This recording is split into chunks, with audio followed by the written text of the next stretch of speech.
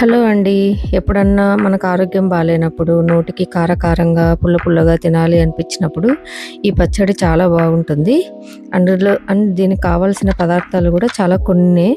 మనం జీలకర్ర అండ్ కొంచెం ఇంగువ డ్రై రోస్ట్ చేసుకొని పక్కన పెట్టుకోవాలి. తర్వాత ఒక బాణంలో కొద్దిగా ఆయిల్ యాడ్ చేసుకొని, మనము ఆయిల్ కాగాక కొంచెం ఆనియన్స్ వేసి వేయించుకోవాలి. తర్వాత నేనిక్కడ పచ్చి కొబ్బరి ముక్కలు కూడా వేసుకొని వేయించుకుంటున్నాను. అది ఆప్షనల్ అండి. చాలా బావుంటుంది యాడ్ చేసుకుంటే.